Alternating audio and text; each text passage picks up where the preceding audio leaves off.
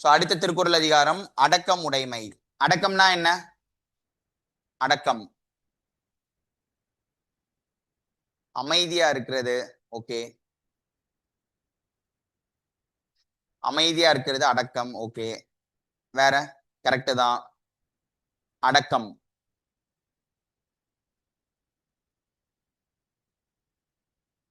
பொறுத்திருப்பது. So அடக்கம் அப்படின்னா பணிவு, உயர்ந்தவரிடத்தில் பணிவாக நடந்து கொள்ளக்கூடியது. சோ அப்ப அடக்கம், அடக்கத்துக்கு கீழே நிறைய குணங்களை பத்தி எல்லாம் வள்ளுவர் சொல்லியிருக்காரு. சோ ஒவ்வொரு குறட்பாலையும் என்ன சொல்லியிருக்காரு அப்படிங்கிறத பார்க்கலாம். முதல் குறள், அடக்கம் அமரருள் உய்க்கும். அடக்கம் அமரருள் உய்க்கும், அடங்காமை ஆறிருள் உய்த்துவிடும். அப்ப அந்த பணிவு அடக்கம் அப்படிங்கிற குணம் தான் அமரருள். சோ இந்த இடத்துல இது தேவர் உலகம் அப்படிங்கிற பொருள்ல நேரடியா கொடுத்திருக்காங்க. அடக்கம் மட்டும்தான் நன்மையை தரக்கூடியது. சோ அப்படி அடக்கம்ங்கிற குணம் இல்லை அப்படின்னா நமக்கு துன்பத்தை தரக்கூடிய இருள் அப்படிங்கிற சூழலில் நம்மை தள்ளிவிடும். சோ தான் அந்த ஆறு இருள். இந்த இடத்துல இது தேவர் லோகத்தை குறிப்பிடும். இந்த ஆறிருள் உய்த்து விடும் அப்படிங்கிறது நரகத்தை போன்ற ஒரு துன்பத்தை தரக்கூடிய ஒரு தீய நிலைக்கு நம்மை தள்ளிவிடும். அப்ப எல்லார்கிட்டயுமே பணிவாக நடக்கணும் அப்படின்னு குறிப்பிடக்கூடியதான் இந்த அடக்கமுடைமை அதிகாரம். இரண்டாவது குறள், காக்க பொருளா அடக்கத்தை. அப்ப அடக்கம், அடக்கம் உடையவர்கள் நன்மையை அடைவார்கள், அடக்கம் இல்லாதவர்கள் துன்பத்தை பெறுவார்கள். அதுதான் முதல் குறளினுடைய பொருள். சோ அடக்கம் ஒருவரை தேவர் உலகத்தில் சேர்க்கும். அந்த அமர் அருள் அப்படிங்கிறதோட பொருள் அதுதான். அங்க இருக்கக்கூடிய சொல் நம்ம எளிமையான பொருள் எடுத்துக்கிட்டோம் அப்படின்னா நன்மை தரக்கூடியது, அடக்கம் இல்லாதது நமக்கு துன்பத்தை தரக்கூடியது. காக்க பொருளா அடக்கத்தை ஆக்கம் அதனினுங்கிள்ளை உயிருக்கு. அப்ப இந்த இடத்துல என்னென்ன எடுத்துக்கலாம் அப்படின்னா சினம் கொள்ளுதல்ங்கிற ஒரு குணத்தை கூட எடுத்து இந்த அடக்கத்தை நம்ம பொருத்தி பார்க்கலாம். சோ அப்ப அந்த சினம் அப்படிங்கிற குணம் இருக்கக்கூடாது, சினத்தை அடக்கி இருக்க வேண்டும். அதுவும் அடக்கத்துக்கு ஒரு எடுத்துக்காட்டு தான். எல்லார்கிட்டையுமே பணிவாக நடக்கணும். இது எல்லாமே அடக்கம் அப்படிங்கிற குணத்தோடு தொடர்புடையதான். காக்க பொருளா அடக்கத்தை. சோ அப்ப தன்னுடைய ஒரு செல்வமாக எண்ணி அந்த அடக்கம் அப்படிங்கிற குணத்தை காத்தருள வேண்டும். காக்க பொருளா அடக்கத்தை. ஒரு செல்வமாக தன்னிடம் இருக்கக்கூடிய ஒரு பொருளாக எண்ணி அந்த அடக்கம் என்ற குணத்தை காத்து கொள்ளுதல் வேண்டும். ஆக்கம் அதனினுங்கிள்ளை உயிருக்கு. ஒரு மனிதனுக்கு அந்த அடக்கம்ங்கிற குணத்தை விட சிறந்த செல்வம் எதுவுமே கிடையாது. அந்த இடத்துல ஆக்கம் அப்படிங்கிறது செல்வம். அப்ப தொடக்கத்திலே சொல்லியிருக்காங்க காக்க பொருளா அடக்கத்தை. அப்ப அடக்கத்தை தன்னிடம் இருக்கக்கூடிய ஒரு பொருளாக எண்ணி செல்வமாக எண்ணி காக்க வேண்டும். தன்னிடம் இருக்கக்கூடிய பொருட்செல்வத்தை விட சிறந்த செல்வம் எதுதான் அப்படின்னு சொல்றாங்க அப்படின்னா அந்த பணிவு அடக்கம் அப்படிங்கிற குணம் தான். செறிவறிந்து சீர்மை பயக்கும். யார் அடக்கத்தோட இருக்கிறாங்களோ அந்த அடக்கமுடையவர்களுடைய புகழ், அந்த அடக்கமுடையவர்களுடைய அந்த செயல்பாடுகள் அப்படிங்கிறது சான்றோர்கள் எல்லோராலும் புகழப்படும். அதுதான் அந்த செறிவறிந்து. செறிவு அப்படின்னா என்ன? அந்த அளவுக்கு குணங்களால் நிறைந்தவராக, பணிவானவராக, அடக்கமுடையவராக ஒருவர் இருக்கும் போது அவர் அனைவராலும் புகழப்படுவார். அதுதான் அந்த செறிவறிந்து. செறிவு அப்படின்னா அவர்கிட்ட இருக்கக்கூடிய செறிந்திருக்கக்கூடிய அந்த பணிவுங்கிற குணம். அந்த குணம் அனைவராலும் சான்றோரால் அறியப்பட்டு சீர்மை பயக்கும் அப்படின்னா புகழை பெறும். எது? அறிவறிந்து ஆற்றின் அடங்க பெறின். அப்ப எந்த வழியில நடக்கணும் அப்படிங்கறத தெரிஞ்சு அந்த அடக்கம்ங்கிற குணத்தை யார் பின்பற்றுகிறார்களோ, அறிவறிந்து ஆற்றின் அடங்க பெறின். அப்ப என்ன சொல்றாங்க அப்படின்னா அடக்கம்ங்கிற குணத்தை யார் பின்பற்றக்கூடியவர்களாக இருக்கிறார்களோ அவர்களிடம் இருக்கக்கூடிய அந்த குணம் அப்படிங்கிறது சான்றோர்களால் புகழப்படும். அதான் செறிவறிந்து அவரிடம் நிறைந்திருக்கக்கூடிய அந்த பணிவு எனும் குணம் சான்றோரால் புகழப்படும். சீர்மை பயக்கும் அப்படின்னா புகழை தரும். சீர்மை என்றால் சிறப்பு அப்படின்னு சொல்லுவோம். செறிவறிந்து சீர்மை பயக்கும். ஒருவரிடம் இருக்கக்கூடிய அடக்கம் சான்றோரால் அறியப்பட்டு புகழை தரும்.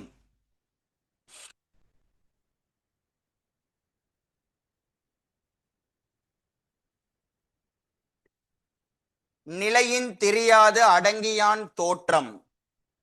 நமக்கு பாடப்புத்தகத்திலே கொடுத்திருக்காங்க. நிலையின் தெரியாது அடங்கியான் தோற்றம் மலையினும் மான பெரிது. அப்ப மலையை விட மிக பெரியது அப்படின்னு எதை சொல்றாங்க அப்படின்னா அடக்கமா இருக்கக்கூடிய குணம். எப்படி அடக்கமா இருக்கக்கூடியது? நிலையின் தெரியாது, தன்னுடைய நிலையிலிருந்து தன்னுடைய ஒழுக்க குணத்தில் இருந்து தெரியாமல் தன்னுடைய இயல்பான ஒழுக்க குணத்தில் இருந்து விலகாமல் யார் அடக்க குணத்தை பின்பற்றுகிறார்களோ. அப்ப அடக்கம்னவனே ஒரு பதில் சொன்னீங்க, அமைதி. அப்ப அமைதியா இருக்கிறது மட்டும் அடக்கமா அப்படின்னா, உள்ளத்தளவில் அந்த சிறந்த குணங்களோடு நற்குணங்களோடு பணிவுடையவராக இருக்கணும். சோ வஞ்சக குணமுடையவர்கள் தீய குணமுடையவர்களும் சில நேரங்களில் எப்படிதான் இருப்பாங்க, அமைதியா தான் இருப்பாங்க. அப்ப அமைதி அடக்கம், அடக்கம் எப்படி இருக்கணும் அப்படின்னா நல்ல குணங்களோடு சேர்ந்த பணிவாக இருக்க வேண்டும். தீய செயல்களை செய்யக்கூடியவர்களும் அமைதியா தான் இருப்பாங்க. அப்ப அடக்கம் அப்படிங்கிறது அதை தான் சொல்றாரு, நிலையின் தெரியாது தன்னுடைய ஒழுக்க நெறியில் இருந்து விலகாது யார் அடக்கமாக இருக்கிறார்களோ, தன்னுடைய ஒழுக்க நெறியில் இருந்து விலகாது யார் அடக்கமாக இருக்கிறார்களோ, அந்த அடக்கம் எதை விட மிகப்பெரியது அப்படின்னு சொல்றாருன்னா வள்ளுவர், மலையினும் மான பெரிது. மலையை விட மிகப்பெரியது, அந்த மலையினுடைய அந்த உயரத்தை விட மிகப்பெரியது அடக்கமா இருப்பவர்களினுடைய சிறப்பு. அடக்கமா இருப்பவர்களுடைய சிறப்பு. நேற்று கடலின் பெரிது அப்படின்னு பார்த்தோம். கடலின் பெரிது எது? கடலின் பெரிது, கடலின் பெரிது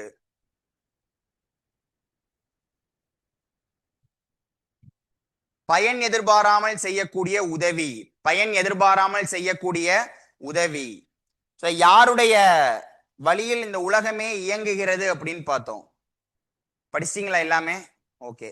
மழை இல்லை அப்படின்னா ஒரு 2 குணங்கள் இருக்கவே இருக்காதுன்னு பார்த்தோம். என்னென்ன? தானம், தவம். எந்த குணத்தோடு இருக்கக்கூடியவர்களுடைய வழியில் தான் இந்த உலகமே இயங்குகிறது அப்படின்னு சொல்றோம். எந்த குணத்தோடு இருக்கக்கூடியவர்களுடைய வகை தெரிவான் கட்டே உலகு, தொடரே நானே சொல்லிட்டேன். வகை தெரிவான் கட்டே உலகு அப்படின்னு பார்த்தோம்.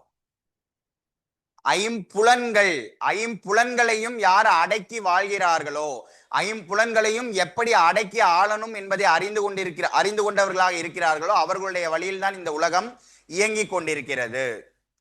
வேற என்னெல்லாம் பார்த்தோம்? குழல் இனிது யாழ் இனிது. எப்போ அந்த மாதிரி சொல்லுவாங்க பெற்றோர்கள், குழல் இனிது யாழ் இனிது, மழலை சொல் கேளாதவர். தந்தை மகர் காற்றும் நன்றி, மகன் தந்தை காற்றும் நன்றி. தந்தை மகனுக்கு செய்யக்கூடிய உதவி என்ன? ஒரு அவையில், கற்றவர்கள் நிறைந்த அவையிலேயே முன்னவராக இருக்க செய்வது, முதன்மை பெற்றவராக இருக்க செய்வது. தந்தை மகர் காற்றும் நன்றி, மகன் தந்தை காற்றும் நன்றி. அவனுடைய தந்தை என்ன தவத்தை செய்தாரோ அப்படின்னு பிறர் புகழக்கூடிய அளவிற்கு அந்த தந்தைக்கு புகழை தேடி தருவது. அடுத்தது பாருங்க, எல்லாருக்கும் நன்றாம் பணிதல். எல்லார்கிட்டையுமே எப்படிதான் இருக்கணும்னா நல்லவர் தீ, எல்லார்கிட்டையுமே பணிவாதான் இருக்கணும். சினத்தை வெளிப்படுத்தக்கூடாது, அடக்கமுடையவராக இருக்கணும். எல்லாருக்கும் நன்றாம் பணிதல். அப்ப எல்லாரிடத்திலையும் பணிவுடையவராக தான் இருக்கணும். அந்த பணிவு, இந்த இடத்துல இந்த தொடர் ரொம்ப முக்கியம். அவருள்ளும் செல்வர்க்கே செல்வம் தகைத்து.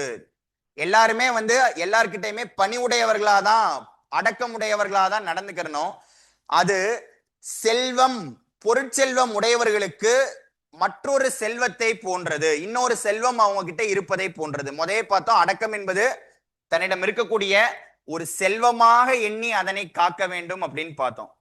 அப்போ எல்லாருமே எல்லார்கிட்டயுமே பணிவாக நடக்கணும். அந்த பணிவு என்பது, ஒருவர் பணிவாக நடத்தல் என்பது செல்வந்தர்களுக்கு மற்றொரு செல்வத்தை போன்றது. செல்வம், பொருட்செல்வம் இருக்கக்கூடியவங்க இடத்துல அடக்கம்ங்கிற குணம் பெரும்பாலும் என்ன சொல்லுவோம்னா, செல்வந்தர்கள் பொருட்செல்வம் உடையவர்களா இருந்தாங்க அப்படின்னா அவங்க கிட்ட அடக்கம் இருக்காது. சிலரிடம் அந்த மாதிரி குணம் இருக்கு அப்படின்னு சொல்லுவோம்.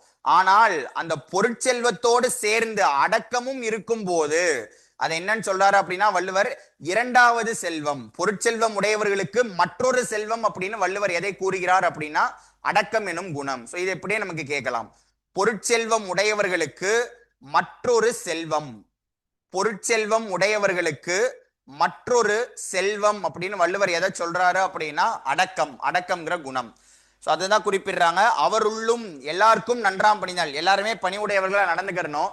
அந்த பணிவு அப்படிங்கிற குணத்திலையும் பணிவாக நடக்கக்கூடியவர்கள் இடத்தில் செல்வர்க்கே செல்வம் தகைத்து, செல்வந்தர்களுக்கு அது மற்றொரு செல்வத்தை போன்றது. எது அப்படின்னா பணிவு எனும் குணம்.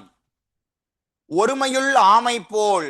சோ எப்படி அடக்கமா இருக்கணும் அப்படிங்கிறதுக்கு எடுத்துக்காட்டா வள்ளுவர் எதை குறிப்பிடுறாரு அப்படின்னா ஆமை. ஆமை எப்படி தன்னுடைய எல்லா உறுப்புகளையுமே அந்த ஓட்டுக்குள் அடக்கி இருக்கிறதோ, ஓட்டுக்குள் மறைத்து வைக்கிறதோ, அது போல எல்லா குணங்களையும் தீ குணங்களையும் தன்னை விட்டு நீக்கி அடக்கமுடையவராக இருக்க வேண்டும். ஆமை எல்லா உறுப்புகளையும் இந்த ஓட்டுக்குள்ள மறைச்சு வைக்கிற மாதிரி, அதுக்காக தீய குணங்களை மறைத்துன்னு வள்ளுவர் குறிப்பிடல, தீய குணங்கள் இல்லாமல் எந்த குணங்களுமே தன்னிடமிருந்து வெளிப்படாதவாறு அடக்கமுடையவராக இருக்க வேண்டும். எந்த தீக்குணங்களும் வெளிப்படாதவாறு அடக்கமுடையவராக இருத்தல் வேண்டும். சோ அது எப்படி நமக்கு பயன் தரும் சொல்றாரு. ஒருமையுள் ஆமை போல் ஐந்தடக்கல் ஆற்றின், ஒருமையுள் ஆமை போல் ஐந்தடக்கல் ஆற்றின். ஒரு பிறவில ஒருத்தர் ஆமையை போல் அடக்கமுடையவராக இருந்தால், அப்ப அடக்கத்திற்கு உவமையாக வள்ளுவர் குறிப்பிடுவது ஆமை. அடக்கத்திற்கு உவமையாக வள்ளுவர் குறிப்பிடுவது ஆமை. அந்த அதை தெரிஞ்சுக்கோங்க. அந்த மாதிரி நிறைய இடத்துல உவமை பார்ப்போம். எழுமையும் ஏமா புடைத்து, அப்போ ஒரு பிறவில ஒருவர் அடக்கமுடையவராக இருந்தால் அது ஏழு பிறவிகளுக்கும் அவருக்கு பாதுகாப்பாய் அமையும். அந்த ஏமாப்பு அப்படிங்கிற சொல்லுக்கு என்ன பொருள் அப்படின்னா, ஏமாப்பு அப்படின்னா பாதுகாப்பு. ஏமாப்பு என்றால் பாதுகாப்பு. எழுமையும் 7 பிறவிகளிலும் அவருக்கு பாதுகாப்புடையதாய் அமையும்.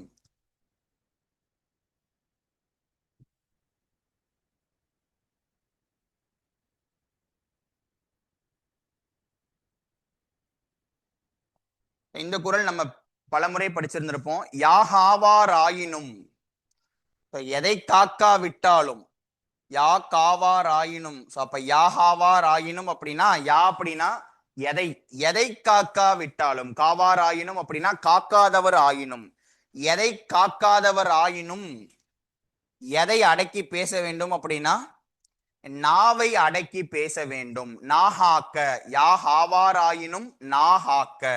காவாக்கால் அப்படி ஒருவேளை நாவடக்கம் இல்லாமல் பேசினால், நாவடக்கம் இல்லாமல் பேசினால் காவாக்கால் சோகாப்பர் சொல்லிழுக்கப்பட்டு. இந்த சோகாப்பர் அப்படின்னா துன்பத்தை அடைவர் அப்படின்னு பொருள். சோகாப்புனா துன்பம்.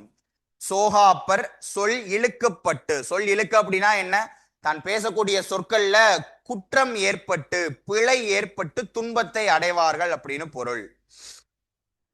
எதை காக்காமல் இருந்தாலும் நாவை அடக்கி பேச வேண்டும், நாவை அடக்கி பேச வேண்டும். அடுத்த குறள்.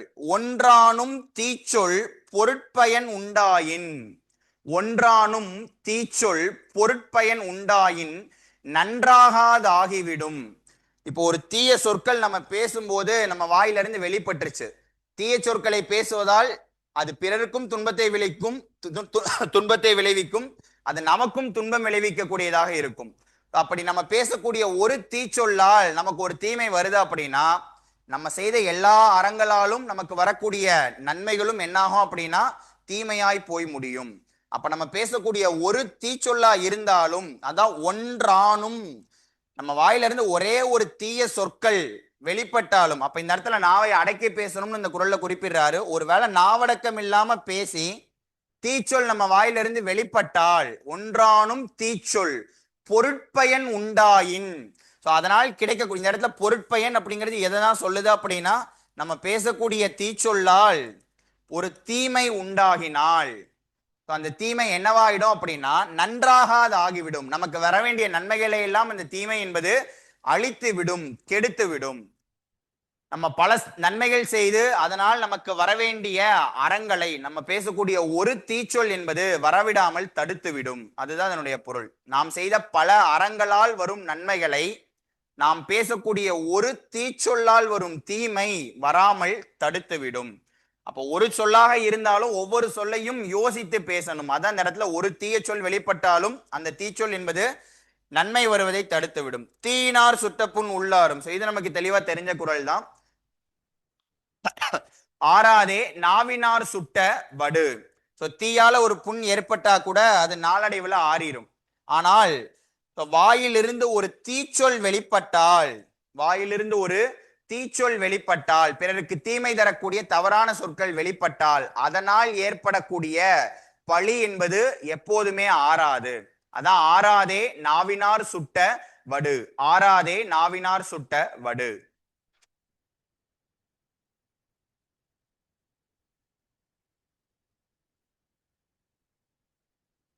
கதங்காத்து கற்றடங்கள் ஆற்றுவான்.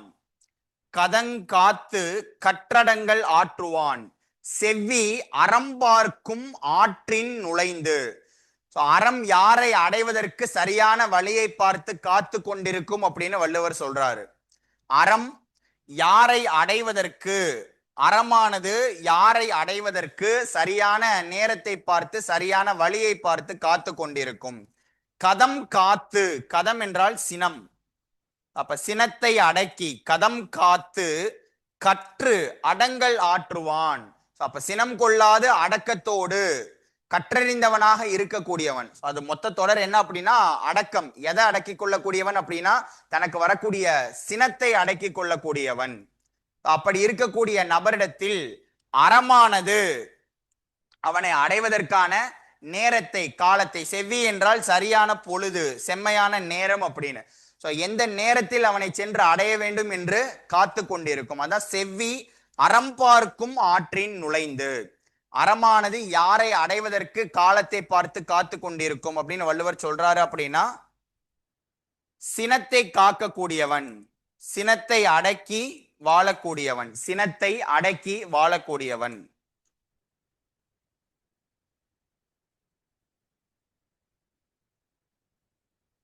அடுத்தது ஒழுக்கம் விழுப்பம் தரலான். ஒழுக்கம் உயிரினும் ஓம்பப்படும். இது நேரடி பொருள் தான். இந்த இடத்துல விழுப்பம்னா அந்த பெருமை அப்படிங்கிற பொருள் தெரிஞ்சுக்கோங்க. விழுப்பம்னா சிறப்பு அல்லது பெருமை.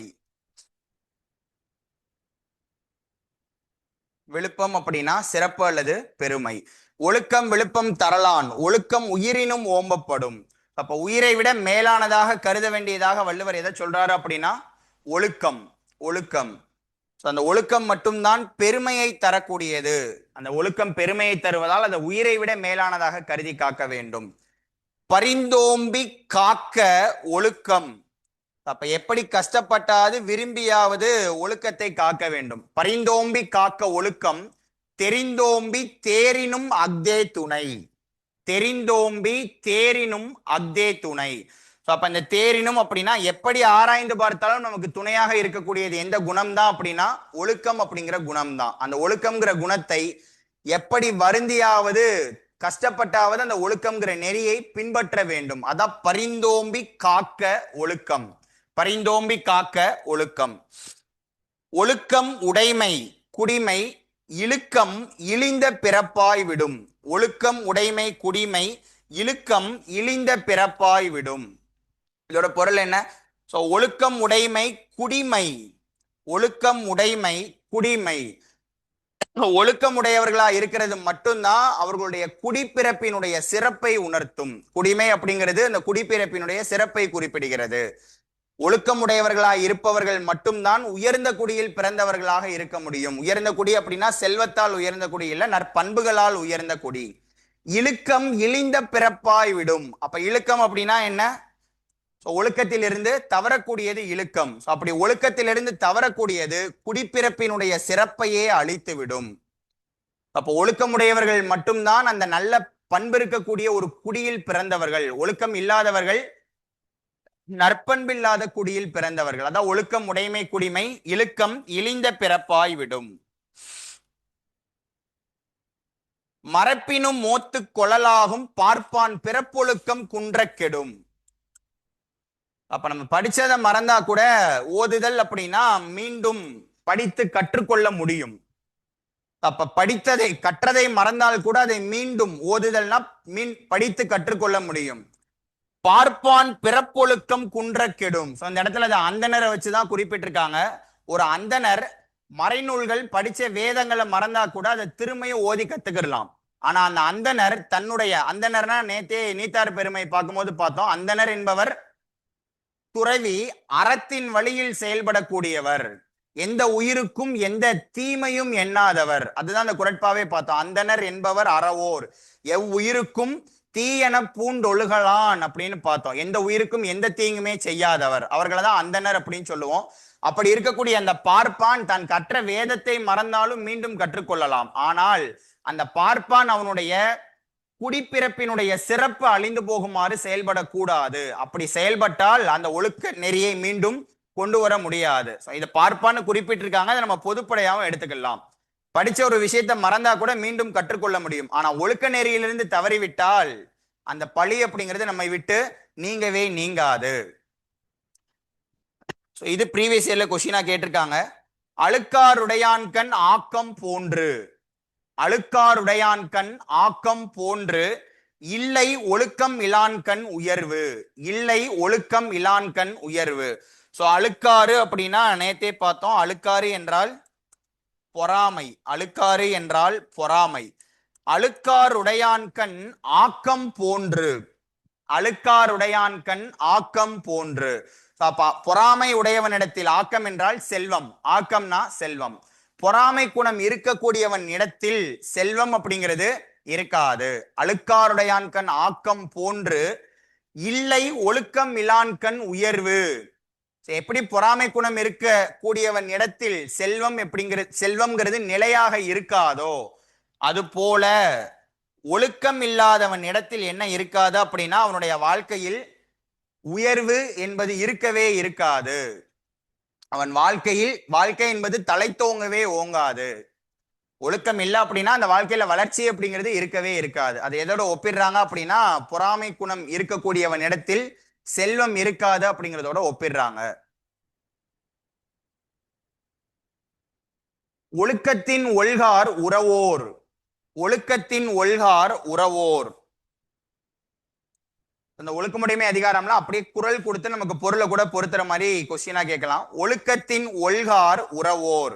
அப்போ ஒல்கார் அப்படின்னா அந்த ஒழுக்க நெறியிலிருந்து மன வலிமையுடையவர்கள் எப்பவுமே அதை விட்டு விலக மாட்டார்கள். உறவோர் என்றால் திடமுடையவர்கள், மன வலிமையுடையவர்கள் அப்படின்னு பொருள். அறிவுடையவர், அது எப்படி வேணாலும் பொருள் எடுத்துக்கலாம். இந்த உறவோர் அப்படிங்கிற சொல்லுக்கு அறிவுடையோர் அல்லது மன வலிமையுடையோர் அப்படின்னு பொருள். அறிவுடையோர் அல்லது மன வலிமையுடையோர்.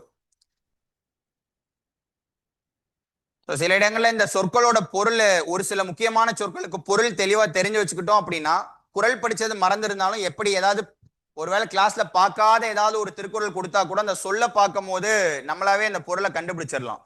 அதனால சொல்லோட பொருளையும் தெரிஞ்சு வச்சுக்கோங்க. அப்படியே நம்ம மேலோட்டமா குரலை வாசிச்சு பொருளை படிச்சோம் அப்படின்னா தெரியாத குரலோ பாடல் வரிகளோ ஏதாவது கொடுத்தா நம்மளால பொருள் கண்டுபிடிக்க முடியாது. சரி, இங்கன்னு மட்டும் இல்ல, வேற ஏதாவது ஒரு பாடலை படிச்சு அதோட பொருள் புரிஞ்சுக்கிறதுக்கு கத்துக்கிட்டீங்க அப்படின்னா அந்த யூனிட் 6ல இலக்கிய பாடல் வரிகள்லாம் நிறைய கொடுப்பாங்க. அந்த இலக்கிய பாடல் வரி என்ன கருத்தை வெளிப்படுத்துகிறதுனே நமக்கு கொஸ்டினா கேட்பாங்க. ஸோ அப்படி கேட்கும் போதெல்லாம் இந்த பாடல் படிச்சு பொருள் புரிஞ்சுக்கிறதுக்கு தெரிஞ்சுக்கிட்டோம் அப்படின்னா அந்த இடத்துல ஈஸியா பதில் அளிச்சிடலாம். ஒழுக்கத்தின் ஒல்கார் உறவோர். அப்ப அறிவுடையவர்கள் எப்பவுமே அந்த ஒழுக்க நெறியிலிருந்து விலகவே மாட்டார்கள். அதான் ஒழுக்கத்தின் ஒல்கார் உறவோர். ஒல்கார் என்றால் விலக மாட்டார்கள், தளர மாட்டார்கள் அப்படின்னு பொருள். எதை நினைத்து? இழுக்கத்தின் ஏதம் படுபாக்கறிந்து, இழுக்கத்தின் ஏதம் படுபாக்கறிந்து. ஏதம் என்றால் குற்றம், ஏதம் அப்படின்னா குற்றம். இழுக்கம்னா என்ன? இழுக்கம் ஒழுக்க நெறிக்கு தவறி செயல்படக்கூடியது இழுக்கம். அப்படி ஒழுக்க நெறியிலிருந்து தவறி செயல்பட்டால் அதனால் குற்றம் வரும். அதான் இழுக்கத்தின் ஏதம் படுபாக்கறிந்து. ஒழுக்க நெறியிலிருந்து தவறி செயல்பட்டால் நாம் குற்றத்தை தான் அடைவோம் அப்படிங்கிறத அறிந்த அறிவுடையவர்கள் எப்பவுமே அந்த ஒழுக்க நெறியிலிருந்து தவற மாட்டார்கள். அதான் ஒழுக்கத்தின் ஒல்கார் உறவோர். ஒல்கார் அப்படின்னா விலக மாட்டார், தளர மாட்டார். உறவோர் என்றால் அறிவுடையார். பொருள் எழுதிக்கிறீங்களா?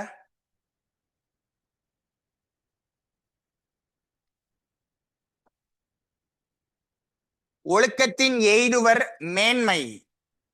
பொருள் நோட் பண்ணிக்கிறீங்களா? கரெக்டா தானே இருக்கு? ஃபாஸ்டா சொல்ற மாதிரி இருக்கா? நோட் பண்ணிக்கிறீங்களா? ஒழுக்கத்தின் எய்துவர் மேன்மை. கொஞ்சம் ஸ்லோவா சொல்றீங்களா சார்? ஓகே. ஒழுக்கத்தின் எய்துவர் மேன்மை, இழுக்கத்தின் எய்துவர் எய்தா பழி. அப்ப மேன்மை அப்படின்னா உயர்வு. ஒழுக்கமுடையவர்கள் மட்டும்தான் உயர்வை அடைவார்கள், ஒழுக்கம் இல்லாதவர்கள் உயர்வை அடைய மாட்டார்கள். வள்ளுவர் என்ன சொல்றாரு அப்படின்னா அவர்களுக்கு பழி மட்டும்தான், குற்றம் மட்டும்தான் அவர்களுக்கு கிட்டும். யாருக்கு அப்படின்னா ஒழுக்கம் இல்லாதவர்களுக்கு. ஒழுக்கமுடையவர்கள் மட்டுமே உயர்வை அடைவார்கள், ஒழுக்கம் இல்லாதவர்கள் பழியை மட்டுமே பெறுவார்கள். ஒழுக்கம் இல்லாதவர்கள் பழியை மட்டுமே பெறுவார்கள். நன்றிக்கு வித்தாகும் நல்லொழுக்கம்.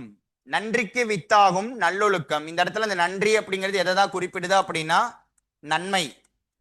ஒரு நன்மை நமக்கு நன்மை கிட்டணும் அப்படின்னா அதுகிட்ட நம்ம கிட்ட இருக்க வேண்டிய வித்து அப்படின்னு எதை சொல்றாருன்னா நம்ம அதுக்கு எந்த குணத்தை பின்பற்றி நடக்கணும் அப்படின்னா நல்லொழுக்கம். அப்ப நன்றிக்கு விதையாக நன்மைக்கு வித்தாக அமையக்கூடியது நல்லொழுக்கம். தீயொழுக்கம் என்றும் இடும்பை தரும். அப்ப இடும்பை தரக்கூடியது எது அப்படின்னா இடும்பை என்றால் துன்பம். இடும்பைனா துன்பம். இடும்பை அப்படின்னா துன்பம். துன்பத்தை தரக்கூடியது எது அப்படின்னா தீயொழுக்கம். துன்பத்தை தரக்கூடியது தீயொழுக்கம். ஒழுக்கம் உடையவருக்கு ஒல்லாவே தீய வழுக்கியும் வாயார் சொலல். ஒழுக்கம் உடையவருக்கு ஒல்லாவே தீய வழுக்கியும் வாயார் சொலல். அப்போ ஒழுக்கமுடையவர்களுக்கு பொருந்தாத குணம் அப்படின்னு வள்ளுவர் எதை சொல்றாரு? அதான் அந்த ஒழுக்கமுடையவருக்கு ஒல்லாவே அப்படின்னா பொருந்தா குணம். இந்த குணம் அவங்க கிட்ட இருக்கவே கூடாது. யார்கிட்ட அப்படின்னா ஒழுக்கமுடையவர்கள் இடத்தில். ஒழுக்கம் உடையவர்களுக்கு பொருந்தா குணம் அப்படின்னு வள்ளுவர் எதை சொல்றாரு? ஒழுக்கம் உடையவருக்கு ஒல்லாவே. ஒல்லா அப்படின்னா ஒல்லாது அப்படின்னா பொருந்தாதது. ஒல்லாதது என்றால் பொருந்தாதது. தீய வழுக்கியும் வாயார் சொலல். தெரியாம கூட அவங்க வாயிலிருந்து தவறான சொற்கள் வெளிப்படக்கூடாது. அது ஒழுக்கமுடையவர்களுக்கு பொருந்தாத குணம். அறியாமல் கூட அவங்க கிட்ட இருந்து தீய சொற்கள் அப்படிங்கிறது அவர்கள் வாயிலிருந்து வெளிப்படக்கூடாது. ஒழுக்கமுடையவர்களுக்கு பொருந்தா குணம் அப்படிங்கிறது தீய சொற்கள் தன்னுடைய வாயிலிருந்து வெளிப்படாமல் வெளிப்படுதல். பொருந்தா குணம்.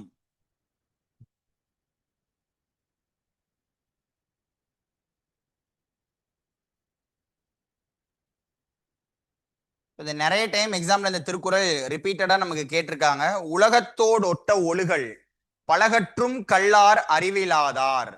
உலகத்தோடு ஒட்ட ஒழுகல் பலகற்றும் கல்லார் அறிவிலாதார். பல நூல்களை கற்றாலும் அறிவில்லாதவர் அப்படின்னு வள்ளுவர் யார சொல்றாரு?